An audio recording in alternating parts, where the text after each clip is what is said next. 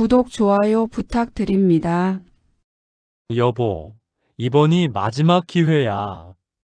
당신 정말 확실해? 우리가 부동산 투자 같은 걸 해본 적이 있다고. 여보, 이것 좀 봐. 부영그룹이 450억을 투자한다고. 대형 종합병원이 들어온다는 거야. 40년간 성실히 일한 회사에서 받은 퇴직금과 평생 모은 돈이 통장에 고스란히 있었어요. 하지만 저는 막막했습니다. 이 돈을 어디에 투자해야 할까? 은행 예금으로는 인플레이션도 못 따라가는 시대잖아요. 그런데 어느 날 아침 신문을 펼치는 일면 톱 기사였어요. 금천구청역 인근에 대형 종합병원 건립 확정. 기사를 읽어보니 더욱 확신이 섰습니다. 신안산선 개통과 맞물린 복합개발 프로젝트의 핵심이었거든요. 그런데 여기서 끝이 아니었어요. 부영그룹이 무려 450억 원을 출자한다는 거예요. 저는 흥분을 감출 수 없었습니다. 아내를 불러서 신문을 보여주며 말했죠. 아내는 걱정스러운 표정으로 말했어요. 그렇긴 하겠지만 우리가 부동산 투자 같은 걸 해본 적이 있나?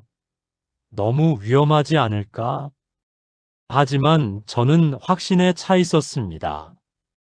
며칠 동안 해당 지역을 직접 답사하고 관련 자료를 샅샅이 뒤졌어요. 신안산선 개통으로 교통이 편리해지고 대형 병원까지 들어서면 임대 수요가 폭증할 게 분명했거든요. 결국 우리 부부는 결정을 내렸습니다. 대출까지 끼고 금천구청역 인근 상가 건물을 12억 원에 매입하기로 한 거죠. 그때만 해도 미래가 이렇게 선명하게 보인 적이 없었어요. 여러분, 2020년 봄에 저를 상상해 보세요. 12억 원짜리 상가 건물을 매입하고 나서 정말 기분이 날아갈 것 같았거든요. 매입한 상가 건물 앞에 서니까 뿌듯함이 밀려왔어요. 건물 맞은편에 금천구청역 인근 대형 종합병원 곧 착공합니다라는 대형 현수막이 바람에 펄럭이고 있었거든요. 그 옆으로는 2026년 준공 예정이라는 깔끔한 안내판까지 세워져 있더라고요. 그때 부동산 컨설턴트 이도현 씨가 제 옆에서 자신만만하게 말했어요. 박 선생님, 정말 탁월한 투자하셨습니다. 그 말이 얼마나 달콤하게 들렸는지 모르실 거예요. 이도현 씨가 태블릿을 꺼내서 보여주며 설명했어요. 이 병원 프로젝트는 서울시 허가도 모두 완료됐고 지난달 기공식까지 성대하게 치렀거든요. 부영그룹 같은 대기업이 나서는 사업이니 100% 확실합니다. 더 놀라운 건 병상 규모였어요. 병상 수만 500개가 넘는 대형 병원이에요. 선생님 상상해 보세요. 하루에 몇천 명씩 오가겠죠? 환자, 보호자, 의료진까지 합치면 유동인구가 폭증할 거예요. 저는 3층짜리 제 근린상가 건물을 다시 바라봤어요. 1층에는 아직 임대문의 현수막이 걸려 있었지만 곧 줄을 서서 들어오려는 임차인들로 북적일 것만 같았거든요. 그때 제 머릿속은 완전히 계산기 모드였어요. 평당 임대료가 지금보다 2배는 오를 거고 공실률은 제로에 가까워질 거라고 생각했죠. 월세 수입만으로도 대출 이자는 물론이고 생활비까지 넉넉할 거라고 확신했어요. 선생님, 이제 시간 문제입니다. 이도현 씨의 말에 저는 확신에 찬 표정으로 답했어요. 그럼 기다리기만 하면 되는군요. 아, 그때의 저는 정말 행복했어요. 67세에 찾은 인생 역전의 기회라고 생각했거든요. 하지만 여러분, 현실은 정말 잔혹했습니다. 2020년 여름이 지나고 가을이 와도 착공 소식은 전혀 들려오지 않았거든요. 저는 매일 아침 제 건물 옥상에 올라가서 병원 부지를 내려다보는 게 일과가 되었어요. 그런데 매일매일 똑같은 풍경이에요. 허허벌판만 펼쳐져 있을 뿐이었거든요. 그러던 어느 날 동네 슈퍼 사장 김만수 씨가 저에게 다가와서 충격적인 얘기를 했어요. 박 사장님, 저기 부지에서 맹꽁이가 나왔다던데요. 천연 기념물이라 공사 못 한다더라고요. 뭐라고요? 저는 당황했지만 애써 태연한 척 했어요. 설마 그런 일이 있을까 싶었거든요. 그런데 옆에서 듣던 약국 사장도 거들더라고요. 아, 그것도 모르세요? 토양 오염도 심각하대요. 예전에 공장이 있던 자리라서 말이에요. 여러분, 그때부터 소문이 정말 무섭게 퍼졌어요. 어떤 사람은 지하수 오염 문제라고 했고, 어떤 사람은 인허가 절차에서 큰 문제가 생겼다고 하더라고요. 저는 처음에 이런 소문들을 무시했어요. 부영그룹 같은 대기업이 나선 프로젝트인데, 이런 사소한 문제야 금방 해결될 거라고 믿었거든요. 하지만 여러분, 2021년이 되어도 2022년이 되어도 현장은 여전히 잡초만 무성했어요. 가끔 인부들이 와서 잡초를 베거나 간단한 측량 작업을 하는 것 외에는 아무런 진전이 없었거든요. 더 절망적인 건 제 상가. 건물 1층에 들어오겠다며 문의를 해오던 임차인들이 하나둘 발걸음을 돌리기 시작한 거예요. 사장님, 병원 들어오는 게 확실해지면 그때 다시 연락드릴게요. 이런 말만 남기고 떠나가더라고요. 그런데 여러분, 진짜 문제는 따로 있었어요. 매달 은행에서 나가는 대출 이자만 수백만 원이었거든요.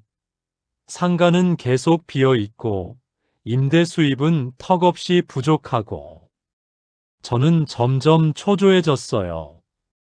밤마다 인터넷을 뒤져가며 병원 건설 관련 소식을 찾아 헤맸지만, 희망적인 소식은 단 하나도 없었어요. 여러분, 이게 끝이 아니에요. 진짜 지옥은 이제부터 시작이었거든요. 2023년 봄, 결국 저는 은행 상담실에 참담한 마음으로 앉아 있었어요. 책상 맞은편 은행 직원 김성호 씨가 서류를 들여다보며 정말 난처한 표정을 짓더라고요. 박 선생님, 대출 연체가 3개월째 계속되고 있습니다. 김성호 씨가 조심스럽게 말을 꺼냈어요. 이대로 가시면 신용 등급에 심각한 타격이 있을 수밖에 없어요.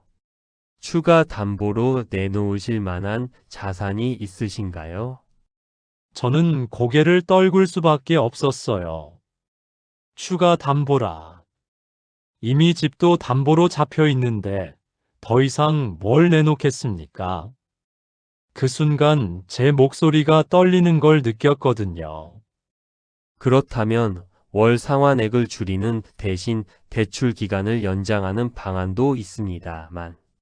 김성호 씨는 말끝을 흐렸어요. 사실 이것도 임시 방편일 뿐이라는 걸 우리 둘 다 알고 있었거든요. 집에 돌아온 저를 맞이한 건 아내의 차가운 시선이었어요. 부엌에서 저녁 준비를 하던 아내가 뒤돌아보지도 않고 말하더라고요. 당신 그때 확실하다고 했잖아. 틀림없는 기회라고 미래가 선명하게 보인다고 했잖아. 아내의 목소리에는 실망과 분노가 뒤섞여 있었어요. 그때 내가 위험하다고 우리가 부동산 투자를 해본 적이 있냐고 반대했을 때 들었어야지. 저는 대꾸할 말이 없었어요. 아내 말이 모두 맞았거든요. 소파에 털썩 주저앉으며 리모컨을 들었지만 TV 화면만 멍하니 바라볼 뿐이었어요. 이런 절망적인 상황에서도 저는 마지막 희망을 포기하지 않았어요. 금천구청에 전화를 걸어 담당자를 찾아갔어요. 네, 현재 TF팀을 구성해서 부영그룹과 지속적으로 소통하고 있습니다. 구청 직원의 답변은 늘 똑같았어요. 조만간 좋은 소식이 있을 것으로 기대하고 있어요. 하지만 체감되는 진전은 전혀 없었어요. 병원 부지는 여전히 첫 삽도 뜨지 못한 채 방치되어 있었고, 제 상가 건물은 계속 비어 있었거든요. 그때 제 마음이 어땠는지 정말 표현하기 힘들어요. 희망과 절망 사이에서 매일 흔들리는 기분이었어요. 2025년 법원 경매 공고를 받아든 그 순간을 잊을 수가 없어요. 5년 전 12억 원에 매입했던 제 상가 건물의 감정가가 8억 원으로 평가되었더라고요. 그마저도 경매에서는 더 낮은 가격에 낙찰될 가능성이 높았어요. 여보, 이제 어떻게 하지? 아내가 공고문을 보며 한숨을 쉬더라고요. 분노도 이미 지나간 지 오래였어요. 이제는 체념과 절망만이 남아 있었거든요. 저는 대답 대신 창밖을 바라봤어요. 저 멀리 금천구청역 부근에 텅 빈 부지가 보였거든요. 5년 동안 아무것도 변하지 않은 그 허허벌판 말이에요. 경매 당일, 저는 법원에 가지 않았어요. 차마 제 건물이 헐값에 팔려나가는 모습을 볼 수 없었거든요. 나중에 들으니 건물이 6억 5천만 원에 낙찰되었더라고요. 퇴직금과 평생 모은 돈의 절반 이상이 한순간에 사라진 거예요. 그런데 은행 대출 4억 원은 고스란히 남아 있었어요. 며칠 후 저는 마지막으로 그 거리를 걸었어요. 예전에 제 것이었던 건물 앞을 지나 금천구청역으로 향했거든요. 지하철역 앞에서 걸음을 멈추고 병원 부지를 바라봤어요. 정말 충격적이었어요. 곧 착공합니다라던 현수막은 이미 낡아서 찢어져 있었고 2026년 준공 예정이라던 안내판은 아예 사라져 있더라고요. 그 자리에는 잡초만 무성하게 자라고 있을 뿐이었어요. 저 허허벌판 때문에 내 인생이 완전히 바뀌었구나. 저는 중얼거렸어요. 분노라도 느낄 수 있다면 좋겠는데 제 가슴 속에는 깊은 허무함만 자리하고 있었거든요. 67세에 시작한 투자가 72세에 이렇게 끝날 줄은 정말 상상도 못했어요. 집으로 돌아가는 길에 작은 구멍가게 앞에서 구인 광고를 봤어요. 이제 저에게는 투자나 미래 계획 같은 것들이 사치였어요. 남은 건 하루하루를 버티며 조금이라도 빚을 갚아나가는 것뿐이었거든요. 그날 밤 저는 오랜만에 깊은 잠에 들었어요. 꿈에서도 그 텅 빈 부지가 나타났지만 더 이상 아프지 않았어요.